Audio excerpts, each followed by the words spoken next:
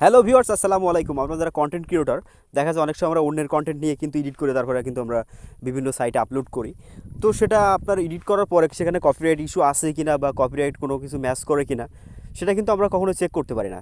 তো আজকে আমি আপনার দেখাবো কীভাবে আপনি খুব সহজেই আপনার এডিট করা ভিডিও কপিরাইট টুলস দিয়ে চেক করবেন আপনার কোনো সেই এডিট করা ভিডিও কোনো কপিরাইট ইস্যু আসবে কি না।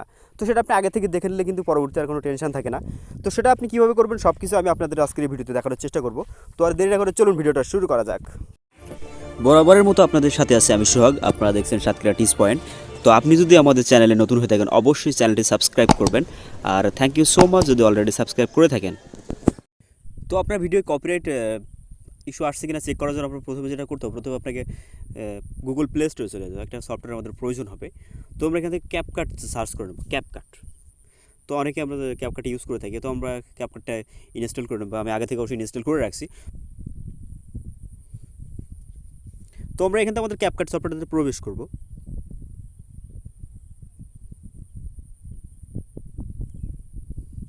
তো ক্যাপকাটে আসার পর আমরা যেটা করবো, আমরা এখানে আমাদের একটা প্রজেক্ট আসলে নতুন একটা প্রজেক্ট ক্রিয়েট করব। এখানে নিউ প্রজেক্ট আপনি ক্রিয়েট করতে পারেন। তো আমি এখানে নিউ প্রজেক্টে আমি একটা ভিডিও এখানে নিয়ে আসবো। তো আমি ভিডিওটা নিয়ে আসলাম। ভিডিওটা নিয়ে আসার পরে এবার আপনি এখানে যেটা করবেন, আপনি যদি এখানে অডিও দেখুন, এখানে উপরে ভিডিও ছবির মতো যেটা, ওইটা হচ্ছে ভিডিও চলতেছে। আর নিচে যে অডিও, অ্যাড অডিও যেটা, এই অ্যাড অডিও যদি আমরা ক্লিক করি, দেখুন এখানে আমাদের অনেকগুলো অপশান কিন্তু এখানে চলে আসছে। তো আমরা যদি একটু খেয়াল করি, এখানে কিন্তু সাউন্ড কপিরাইট চেক, দেখুন আমাদের কিন্তু প্রধান যে কাজটা কপিরাইট চেক, আমাদের কিন্তু কপিরাইট চেকের অপশানটা চলে আসছে। তো আমরা কপিরাইট চেকে ক্লিক করব। একটু সময় নেবে, আপনার নেট কানেকশন ভালো থাকলে খুব দ্রুত হবে, আর নেট কানেকশন যদি স্লো থাকে তাহলে একটু সময় নেবে। তো আমরা এখানে দেখবো আসলে আমাদের কপিরাইটটা কী দেখায়, আমরা একটু টেস্ট করব। তো দেখুন আমাদের দেখাচ্ছে সাউন্ড কপিরাইট ট্র্যাক, মানে আমাদের যে ভিডিওর যে সাউন্ডটা আছে সেই সাউন্ডটাই কিন্তু কপিরাইট আছে।